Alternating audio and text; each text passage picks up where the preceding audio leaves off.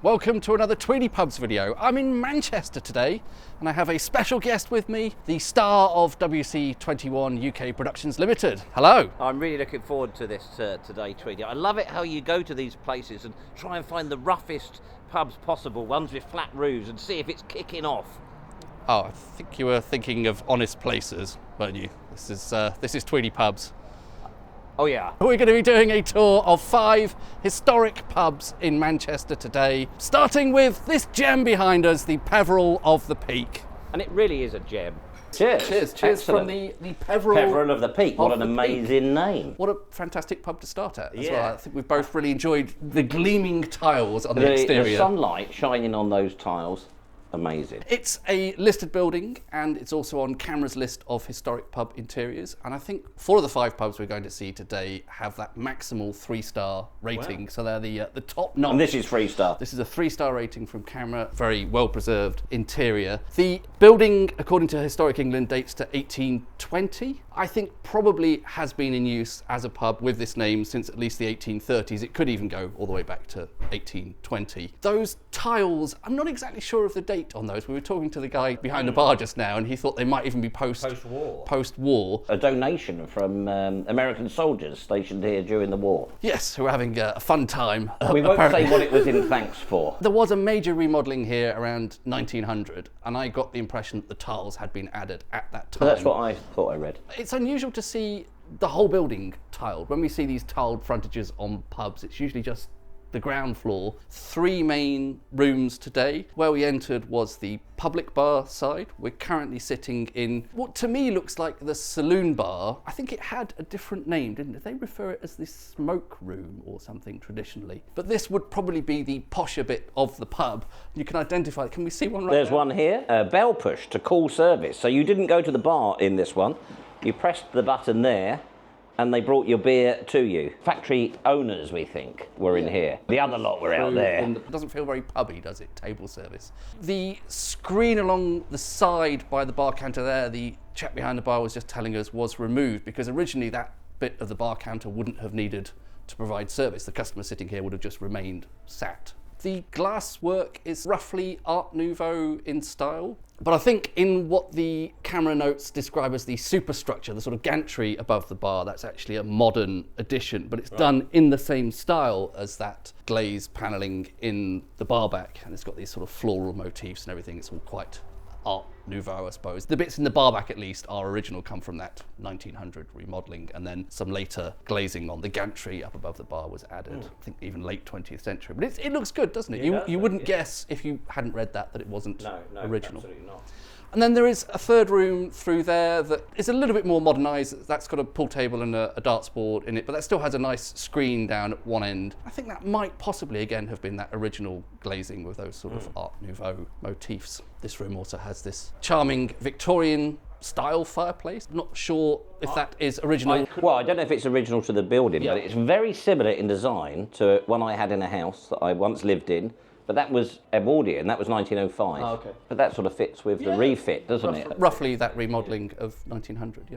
The name is very interesting. I think this is a unique name for a pub, the Peveril of the Peak. I don't think I've encountered it anywhere else. And I think it's colloquially referred to as just the Pev by locals. It probably comes from a Walter Scott novel, the first mentions of which I found were in 1822. His first few novels were published anonymously, but it seemed to be common knowledge that he was actually the author of the book. However, there is a second theory about the derivation of the name. It was apparently the name of a stagecoach that ran between Manchester and London. The first written reference for the stagecoach that we could find was 1830, where it seemed the coach was being shown off at Buxton Racecourse, which is no longer extant, so I understand. And the wording suggests it was new at that time. Note also exceedingly gay trappings. We wouldn't say that today, would we? And then by 1833, the stagecoach is in regular service between Manchester and London via the Peak District. And then in 1835, there's an account of a very unfortunate man who was run over by a total of 3 coaches. In the same year, 1835, we actually have a painting of the stagecoach at the London end of the route in front of a pub called the Peacock in Islington. So it seems fairly clear to me, given the timing, that the coach would have been named after the book. It's a very unique phrase. It's not a stock phrase, the Peveril of the Peak. You could argue that the pub was named after the coach because the coach, of course, has more local relevance to Manchester. This was one end of that coach route. But either way, to a certain extent, the pub is named after the book. The earliest mention I found of the pub name itself was in 1836, but as I said earlier, it may go back slightly earlier than that to possibly 1820, or thereabouts. It wouldn't have the name Peveril of the Peak if it were before 1822. No.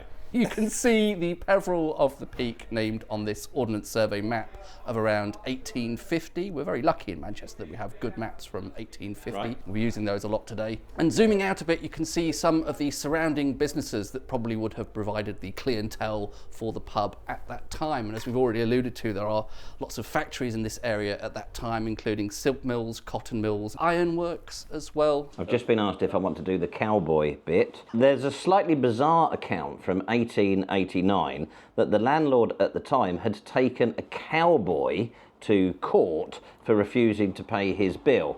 To be clear, we are in Manchester in the northwest of England. We're not in New Hampshire. It gets a bit surreal. One of the Indian members of his troop got drunk, and Colonel Shelley had to take the Indian to the circus and tie him up to prevent him from doing any further damage. Here's a photo of Colonel Joe Shelley, or Mexican Joe, for a time rival to the more famous Buffalo Bill. The pub was owned by the Wilson's Brewery for a time, and I think you can still see the signage for Wilson's on the exterior. I don't think they're any longer a going concern, so I believe it's now independently ran. The landlady here, is it Nancy Swanwick, has been at the helm for over 50 years. She must be one of the oldest licensees in the country. I think she's How old is she? I think she's in her 90s now, so that's quite a record. Alas, she wasn't here behind the bar today. We're having Timothy Taylor's Landlords. We'll show you a quick lineup of what was on the bar there.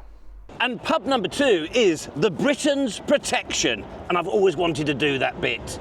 Cheers from the Briton's Protection. What an unusual name. Amazing name. And I'm really intrigued to find out what the story is behind that. We'll get onto it. So a quick look at the exterior first. It's in a very incongruous setting today, isn't it? We've been, what's the right word, marvelling at that, or being dismayed at that. Yeah, horrified. It's surrounded by glass and steel buildings, and those of you who are familiar with me will know that I'm not that fond of that.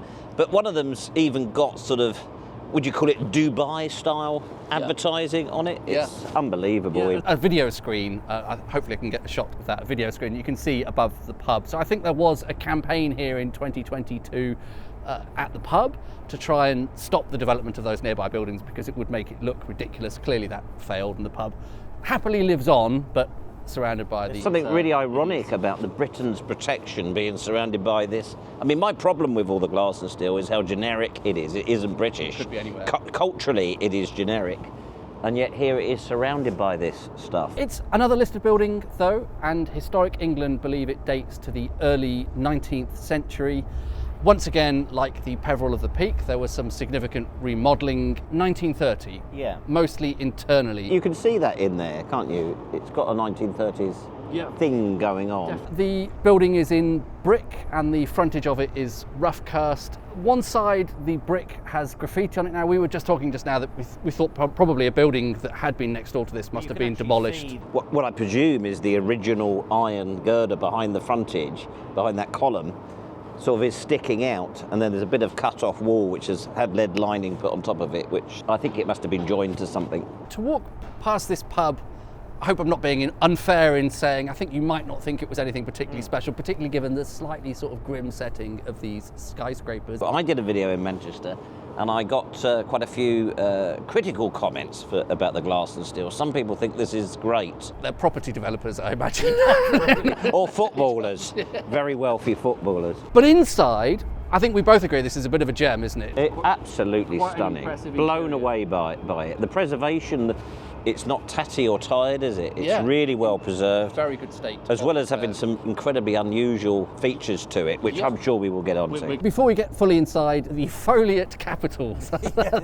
They haven't got any volutes. Yeah, Can you believe that? Corinthian capitals, oversight. but sans volutes. People must walk past there all the time. They must stand and look aghast Good heavens, at man. those Where are the capitals volutes? without the scrolly bits on top. So again, this is a listed building and it's on CAMRA's list of historic pub interiors with the maximal 3-star rating, so we have notes from both sources. As noted, a remodelling from around 1930 gives us the current interior, and it is exactly as it was in 1930. First of all, we have this beautiful Lincruster ceiling, and this is in fact a locally made feature. That comes from Darwen in Lancashire, which is, 30, 40 miles away? Maybe less than that, possibly. 20 miles away, perhaps. And I should just point out that Manchester technically is in Lancashire. It's a bit controversial, apparently. Yes. Obviously, Manchester was removed from Lancashire against its will in the 1974 thing. Yes. Well, I very much liked the floor. It is what's called a terrazzo floor. I hope I pronounced that correctly. There's something quite Romanesque about it. What I like about the internal spaces of this pub is the way that they're all numbered, and this apparently relates back to a licensing requirement. I think that's probably from around that 1930s remodelling. So the 4 different internal drinking spaces all have numbers 1, 2, 3, 4 on the entrances to those respective spaces. What's really fascinated, I think, well, certainly fascinated me, was the fact that there's a sort of a corridor which connects all these spaces, and that is numbered as its own separate drinking space, isn't it? Yes, space number 2 is what CAMRA refers to as a drinking lobby.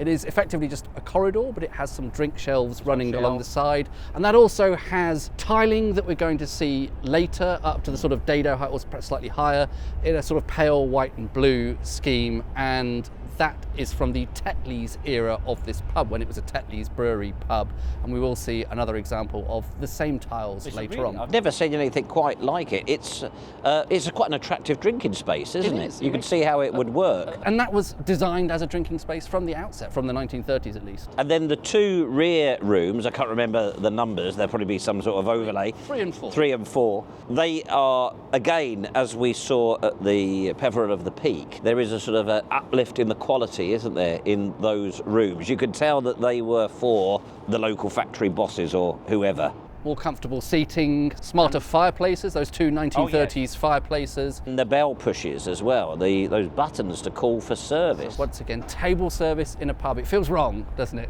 I'm not a fan, but... I'm warming to the idea. Really? I would quite like people to bring me my beer. So back to the corridor briefly, that also has, up above that blue and white tiling, there is a series of paintings which I believe depict the Peterloo massacre in, I think, is that 1819? And that may actually relate to the history of the pub, at least one theory of where the name of the pub may come from. I've just been asked if I want to take the toilets. Definitely. I've not actually looked at them yet, but I am going to. They are called out in the CAMRA listing, I think that's right. We have 1930s tiling and urinals here in the gents. And the entrance to the ladies has a sort of almost saloon bar style door, doesn't it? Stable door. Cowboys again. It's Cowboys, another yeah. cowboy. What's going on with the cowboys in Manchester? Manchester, it's all tiling, cowboys and bell pushers. The name, the Britain's Protection, which I absolutely love. We've heard that there is this idea that it's to do with the massacre. The Peterloo massacre, yeah. I think the idea was that some of the attendees at that rally that was where the massacre happened took refuge here in the pub because it was very close to the pub's location. Yeah. But it's a theory. I don't think we have any written records of that. And then I think the other one that I think I might have actually been familiar with before we came here was that it was a recruiting station during the Napoleonic War. Again, I don't think there are any written records of it being used for recruiting, but that is an origin of this name that's often bandied about, and this probably relates to part of the Napoleonic Wars. On the outside of the pub, there is a date of establishment of 1811. I think I've actually seen elsewhere it being referred to as 1806, which could change the possible derivation, but if it is 1811, that would put it slap bang in the middle of the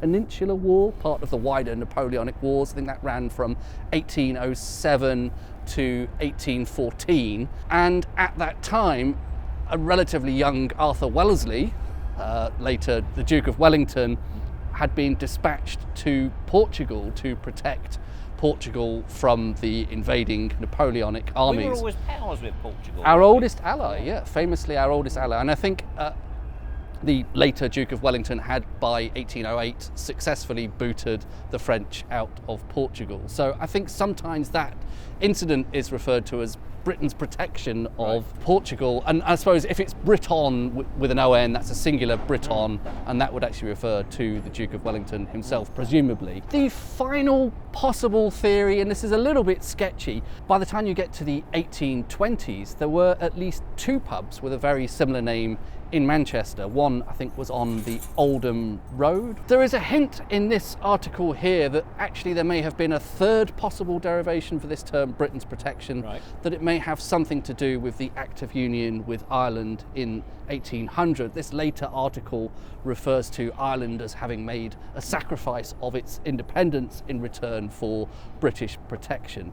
So it may even possibly relate to that, at the time 1806, if that was it when it was first established, relatively recent event of the Act of Union of Ireland and Britain. And how astonishing that you wait for one of the Britain's protection to come along and then 2 arrive at the same time. Yeah. I don't think now there are any other pubs of the same name. I think this is unique, but at that time there were at least 2 in Manchester, and possibly another one somewhere like Stockport as well. Wow. I find there's something quite rousing about it, isn't there? Yeah, and particularly in this context of something that is dwarfed now by these... Right, something that is very much not British. Again, we can see the pub on that wonderful 1850 Ordnance Survey map, and again, it's surrounded by cotton mills and the like, so that would have given you an idea of the clientele at that time. It was a Tetley's house for much of its history. Thus the tiles. Thus those blue and white tiles, and it eventually became independent. I don't think Tetley's own pubs anymore. I don't even know. I'm a bit out of touch there. And I think it has. We spoke to the landlord just now behind the bar, didn't it? It sounds like it has changed hands again recently. I had read this pub was under threat. It is a listed building, and the situation wasn't perhaps as dire as it may have been made out to be. And I'm glad to hear that it's not true and that the pub is secure, because it's terrific. Very difficult to choose between the 2 we've done so far. I think they've both been top notch. Both very good, yeah. And this pub is as well known for its beer selection. That was quite an impressive lineup. I thought we're both having Bass. What a treat to see that on the hand pumps. 4.4 ABV, is it? But they're as well known for that beer selection as they are for their whiskey selection. There's an impressive range of malts behind the bar as well. So it's got a lot going for it, the Britain's protection, hasn't it? Very much so, yeah. Cheers. We've decided to add in a bonus pub, since we're just passing it, arguably a bit more of a restaurant today, Mr. Thomas's Chop House, veering towards restaurant as the name suggests, but I think you can go in just for a beer. Haven't done my research here, but we're just going to sort of wing it and see how it goes. Here we are inside Mr. Thomas's Chop House. A pub I've been to before. Yeah, and it is a little bit veering more towards a restaurant, but we're very happily ensconced here at the bar. At this front end, I think it's... At this front end, it's working perfectly as a pub, and there is an embarrassment of riches on the hand pumps here. 3 different beers from Timothy Taylor. I know any of you who watch from the north of England will think this probably somewhat commonplace, but from someone coming from London who at best only typically gets Landlord, and as a very rare treat sometimes. We have Boltmaker. This is delicious. I actually think, this might sound controversial, but I actually think I prefer this to Landlord. I love Boltmaker. I was saying to Tweedy that when I go to booths and buy beer, they'll have both, but I always go for Boltmaker because you see it so rarely in a pub. Yeah, what an absolute treat. And there's also Golden Best there, which I don't think I've tried, but maybe something I have to save for another day.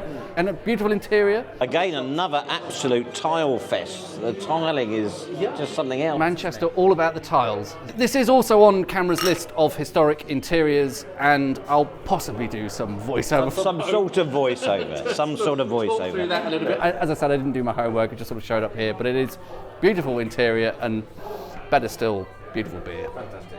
We're on New Cathedral Street. You can't miss it. This is now a very modern glass and steel shopping street. We have What do we have there? A Zara.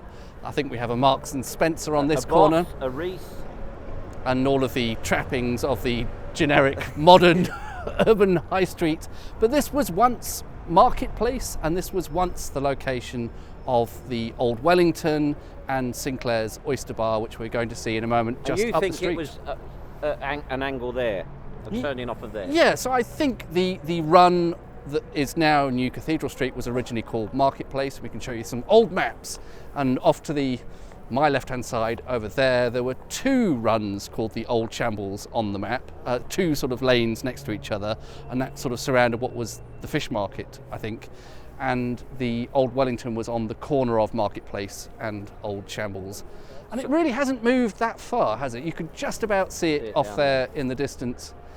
The 1970s thing, when they redeveloped this area, they stayed in the same place, but they were winched up, I believe. Half an inch a day or something like that in the 1970s. Concrete pillars underneath. And then the Manchester bombings in 1996. I don't think the decision was immediately made to move the pubs after that, but it was sort of in the wake of that decision was made to move the pubs up the road. So they were actually originally repaired, I believe. I think I've heard that. And reopened in 1997. The move was only a year later, I think 1998. Oh, was it? Oh, right. They'd just done those repairs, and then they dismantled the whole thing and moved it up the street. Cheers from the Old Wellington, one of Manchester's most famous pubs. I think we've already done the blurb down the street about how famously it was moved from something like 100 metres down there on what is now New Cathedral Street to its new location. It's a listed building and was previously a scheduled ancient monument. I'm not exactly sure at what point it lost that scheduled ancient monument status. It may have actually been in the 1970s when it was elevated rather than the 1990s when it was moved. The structure is surprisingly ancient. This is probably, according to Historic England, a mid-16th century building, although I think, as we may have mentioned earlier, the ground floor has this bricking which is probably much newer, but everything from the first floor up, you could get your dendrochronology kit out and figure out the age of those timbers, and they likely are mid-16th century. We should pause for a moment to appreciate these beautiful gable ends. They have this lattice work in them, and there is some partial jettying. The successive floors stick out, they overhang slightly above the floors underneath them, and all of the windows are also slightly bowed. There's also a balcony at the back, but Mr. WC21 and I were discussing this earlier, and we thought that might be a later addition. This is actually the only pub on today's itinerary not on CAMRA's list of historic pub interiors, nor do Historic England give any commentary on the interior in their listing. You can of course appreciate these ancient 16th century beams from the inside, and to particularly nice effect beneath the rafters on the second floor. Similarly, you can enjoy the windows a bit closer up. Some of these are probably more modern replacements, but others did give a sense of being a bit older. The bar counter is clearly modern, as is most of the barback fitting, but there was this one strip or beam at the top of that which caught my eye. Some nice carving there, possibly at least a bit older. It's a bit of a shame about the modern chain pub ephemera like the faux chalkboard "please leave a review" sign, but if you can ignore that, it is an incredible survival, and despite all the upheaval it has been through, I thought there was still something quite special about being in this space. The first use I've seen of the name Wellington Inn for this pub is in the 1840s, well after Waterloo, etc., so it seems safe to assume this is named for the Iron Duke. Wikipedia and many other sources state that in 1830 the building first became a public house known as the Vintners Arms. This early history does get a bit confusing, and I've tried to piece together what I can from various scraps of partial information. In 1827, according to this newspaper announcement, James Wilmot opened premises on the corner of the Old Shambles, which had previously been a fishmonger's shop. That was called the Vintners Arms. An 1834 directory puts James Wilmot's business address at 29 Marketplace. On the circa 1850 Ordnance Survey map, the Wellington Inn is clearly marked on the corner of Marketplace and Old Shambles. There's no numbering here, but it could conceivably be a match for the location of the Vintners Arms as described in those earlier records. However, At the time, a pub called the Vintners Arms can be seen not far away, at one end of a lane called Smithy Door, and it's very much a distinct pub in its own right by that time. In this newspaper advert of 1845, Thomas Ridyard thanks friends and public for the distinguished patronage he has received during the last 4 years. That suggests he had been there since 1841. I suppose it's not impossible that the Vintners Arms during the 1830s was a name applied to this building we now know as the Wellington, and then at some point possibly James Wilmot transferred that name to a different premises, and then Thomas Ridyard took over here and named it the Wellington. From then on, at least the ground floor of the building remained a pub and or wine and spirit merchant, although the upper floors had various other uses, including ye oldie fishing tackle shop, as depicted in this sketch of 1891. Today, the pub is owned by Nicholson's, and it's very apparent from some of that modern pub ephemera, those faux chalkboards, etc. We stayed here for a while because we were also filming an interview for Mr. WC21's channel, so we had a couple of different beers while we were here, a plum porter and a doom bar. We've had an extended stop at the Wellington, very much enjoyed it, and things have slightly fallen by the wayside, haven't they? But we are finally here at what originally was the Hare and Hounds, originally pub number 4. Here it is, another beautiful tiled exterior. They do like their tiles in Manchester, don't they?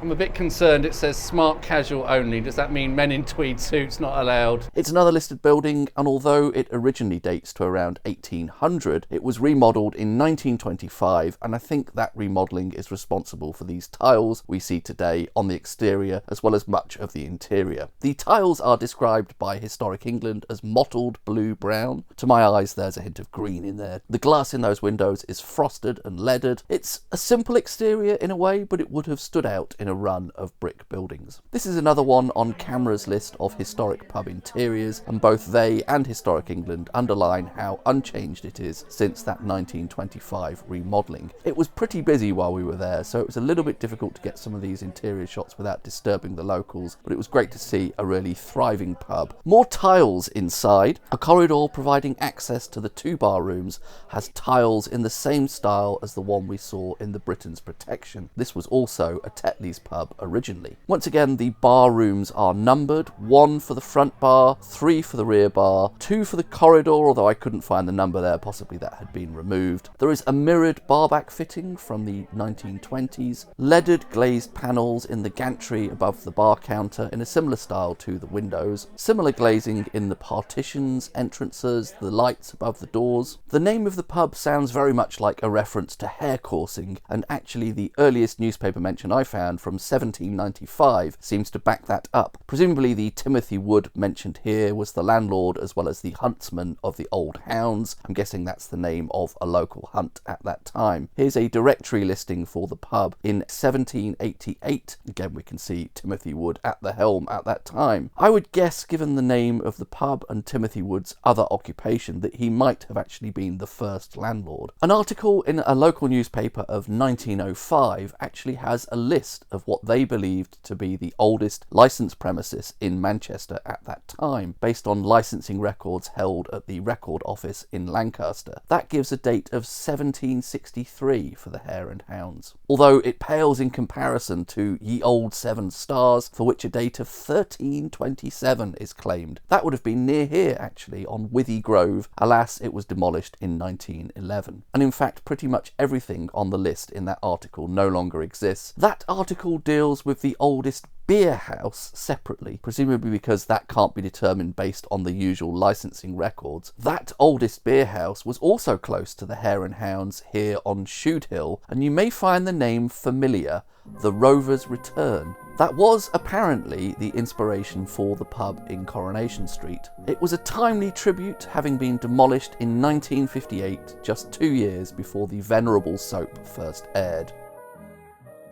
There was one hand pump on the bar, Joseph Holt of Manchester's Bitter, thoroughly decent and very traditional. Where are we now then, Tweedy? This is the Castle Hotel on Oldham Street. This was originally pub number 5 on the itinerary. I think it probably might be pub number 6 by now. And yes, there it is over there. Yet more tiles. Look at those brown tiles. Manchester and its tiles. They do seem to like tiles. They absolutely love them here.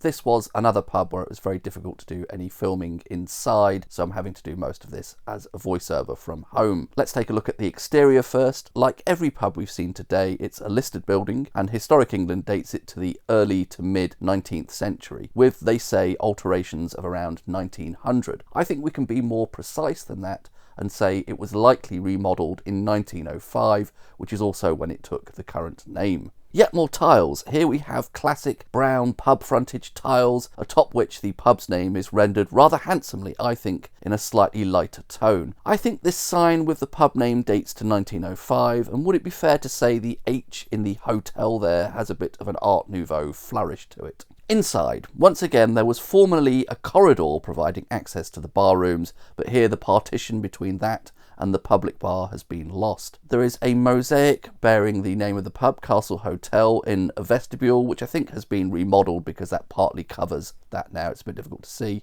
And the inner door of that vestibule has Castle in an etched panel. The star of the show here is the colourful ceramic bar counter in the public bar, dating to that 1905 remodelling, albeit the countertop is newer. It's an amazing survival when you consider the wear and tear a fitting like this must get in a busy pub. According to CAMRA, only about a dozen of these ceramic bar counters survive around the country, and they do seem to be more concentrated in the north of England. Of course, just to the south of Manchester we have Staffordshire with its famous potteries, Stoke-on-Trent is only 30 or 40 miles away, and Minton's, or Minton's Hollins & Co. for the tile manufacturing division thereof, were a famous tile producer based there, so this could be their work. The barback fitting here at the Castle Hotel is also of that same era, potentially. Then there is an anaglyptus ceiling. Assuming this dates to 1905, it would have been manufactured in Lancaster, although in the 1930s production moved to Darwin and they merged with Lincruster. Bar parlour is spelled out in an etched panel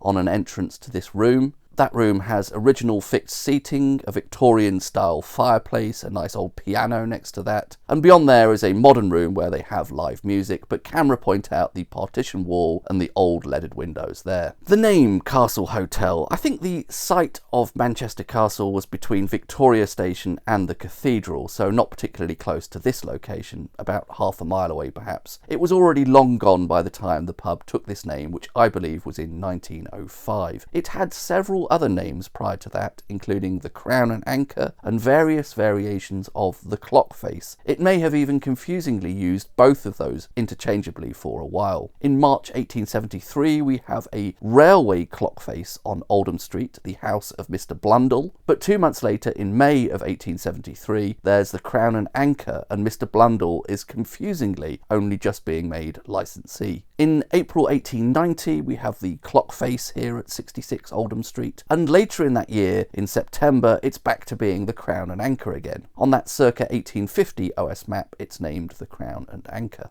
On this 1891 OS map, it appears to have been the Clock Face. In that guise, as the Clock Face, it appears in that 1905 article listing the oldest licensed premises in Manchester we were looking at previously. And there it's given a date of 1773, but I doubt it would have been called the Clock Face originally. Some sources suggest it began life as the Crown and Sceptre. Also in 1905 there is a mention of an application for alterations, and it had been up for sale the previous year. It's in 1905 that mentions of the clock face on Oldham Street stop and mentions of the Castle Hotel begin. They seem to be applying for new staff, etc., so I'm fairly sure this is the year the name changed, and very likely the actual date of the remodelling, 1905. Today I think it's another independent pub. I believe the owners also own, is it called Gulliver's, a few doors down or across the road on Oldham Street. Here is a look at what's on the bar. We had a pint of unicorn here after a little bit of back and forth with the bar staff about which would be least grapefruity. This was actually a decent traditional bitter style beer. As alluded to earlier, out the back there is a live music venue, a room for gigs and concerts there, so I think on some evenings it probably turns into more of a live music venue, but the front still feels quite pubby. That is going to be it from Manchester today. Mr. WC21, what are your thoughts on our time touring the pubs of Manchester? Well, I have really enjoyed it. I think the pubs have been amazing. The most important thing is that the people we've met, they have been so welcoming and friendly. And I know this will upset some people out there, But I don't think that the majority of the people I've met today would support all this glass and steel transformation of the city.